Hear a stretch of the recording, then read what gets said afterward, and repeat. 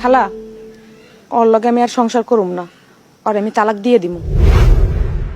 তোমার কাছে ভালো কোনো উকিলের ঠিকানা আছে, আমার একটু দিতে পারো? তোর জামাইরে তুই তালাক দিবি? হ। শোন, উত্তরপাড়ার রেশমি আছে না, রেশমির কাছে যা। কেন রেশমির কাছে যাবো কেন? আর তোমার কাছে চাইলাম আমি একটা উকিলের ঠিকানা, তুমি কও রেশমির কাছে যাইতে। রেশমি ওর জামাইরে 1 বছর হয়েছে তালাক দিছে, তুই ওর কাছে গেলে সব জানতে পারবি।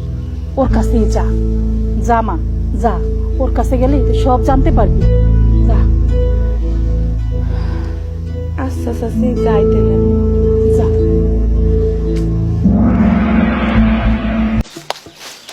কি রে রেশমি, তুই?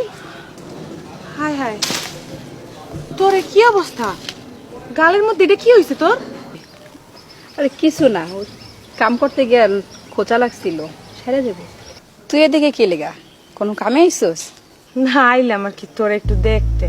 কিন্তু তোর চেহারা এমন হয়ে গেছে কেন? তুই কি সুন্দর একটা মাইয়া ছিলি, ধবধবে সাদা একটা মাইয়া, এমন কালির মতো হয়ে গেছো কেন? হ, সুন্দর একটা মাইয়া ছিলাম, কিন্তু কাম করতে করতে এমন হয়ে গেছে। রোদ্রে থাকি, চুলার পারে থাকি, সব কাম করতে হয় তো, এই লেগা। আর তুই কি কইতেছিলি ক? আইছিলাম তোর কাছ থেকে একটা পরামর্শ নিতে। শুনলাম তোর নাকি তালাক হয়ে গেছে। হ, তুই ঠিকই শুনছস, আমি তালাক দিয়ে দিছি। এর লেগেই তোর কাছে আইছি। আমি না আমার স্বামীর তালাক দিয়ে দেব, তোর কাছে আইলাম।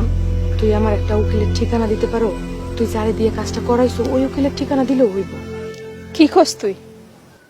তুই ভাইবা চিন্তা কথা কইতেছস? এটা তুই কইলি না আমি খুব সুন্দর একটা মাইয়া ছিলাম? সত্যি তো, আমি খুব সুন্দর একটা মাইয়া ছিলাম। আমার বাপের একমাত্র মাইয়া ছিলাম আমি। আবার আমার ভাইয়েরা, ভাইগো কাছে তো ছিলাম রাজকন্যা। ভাইয়েরা আমার কোনো কথা মাটিতে ফেলতে দেয়নি, আমি যা কইতাম তাই আমার ভাইয়েরা শুনতো। বিয়ের পর আমি শ্বশুরবাড়িতে গিয়েও রাজরানী হয়েছিলাম। ছোটখাটো বিষয় নিয়ে জামাইয়ের উপর খুব চিল্লাচিল্লি করতাম, ও সব সহ্য করতো, কখন কিছু কইতো না আমারে। কিন্তু আস্তে আস্তে ওই ঝগড়া আমাকে অনেক বাড়তে থাকে। ওর দোষ না থাকলেও আমি ওর উপর অনেক বেশি চিল্লাচিল্লি করতাম, অনেক বেশি বাড়াবাড়ি করতাম। একটা সময় সবাই আমার কইলো যে চইলায়, আমরা আসি তো। আমার পরিবারই আমার কত কইছে যে আমরা থাকতে তোর কোনো সমস্যা হইব না, আমার কাছে তুই রাজকন্যার মতো থাকবি। আমি ওই জিদের বসে ডিভোর্স দিয়ে দিছি জামাইরে। ডিভোর্স তো আমি দিয়ে দিছি, ওর না কিচ্ছু হয় নাই, খুব ভালো আছে।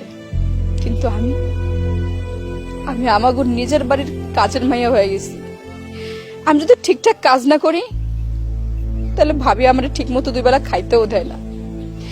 একটু 19 থেকে 20 হইলে ভুল করলে মাঝে মাঝে গায়ে হাত তুলে মারতে আহে।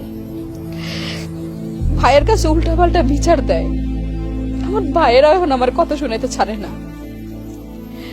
বাপমার কথা তো বাদই দিলাম।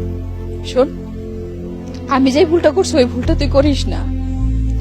সবাই তোরে কইবো যে তোর পাশে আছে, তোর সাথে আছে, তোরে ভরসা দিব, কিন্তু কেউ তোর জীবনের দায়িত্ব নিব না। তোর জীবন সুন্দর করার, তোর জীবনের দায়িত্ব শুধুমাত্র তোর। কোনো ভুল বুঝাবুঝি হইলে, ছোটখাটো বিষয় যদি ঝগড়া থাকে, মানায় নিস। আমার মতো ভুল জীবনও করিস না বল। বাকিটা হয়েছে তোর ইচ্ছা, তুই ডিভোর্স দিবি নাকি ভুলগুলা শুধরাইয়া নিয়ে ওইখানে রানী হয়ে থাকবি। তাইলে তুই যা।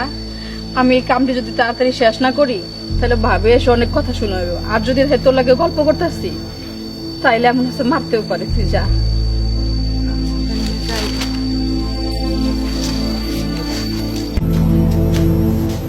এই শুনো, কি তুমি তো 2 দিন পর আমাকে তালাক দেবে, তাই না? তোমার সাথে আমার কি কথা থাকতে পারে? ও আচ্ছা, বুঝতে পেরেছি, তোমার যাওয়ার ভাড়া নেই, তাই তো? এই ধরো, এই জীবনের লাস্ট বারের মতো তোমাকে টাকা দিয়ে দিচ্ছি। শোনো, টাকাটুকু আমার লাগবে না, আমি কোথাও যাব না। আমি কেন যাব? এটা আমার বাড়ি, আমার সংসার, আমি কোথাও যাব না। যেতে যদি হয় অন্য কেউ চলে যাবে, তোমাকে ছেড়ে আর এই বাড়ি ছেড়ে আমি কোথাও যাব না। তোমার সাথে আমি যা যা করেছি আমার অনেক ভুল হয়ে গিয়েছে, আমাকে ক্ষমা করে দাও প্লিজ। বাহ, খুব সুন্দর, খুব খুব অল্প করে স্বল্প ব্যয় বলে দিলে আমাকে আমাকে ক্ষমা করে দাও প্লিজ। কেন এখন কেন বুঝতে পারলে? মুখটা প্যাঁচার মতো করে রাখতে পারেন, একটু হাসো। তুমি ক্ষমা করে দাও না আমাকে। ঠিক আছে, বাকি ক্ষমাটা ভিতরে গিয়ে করবো, চলো।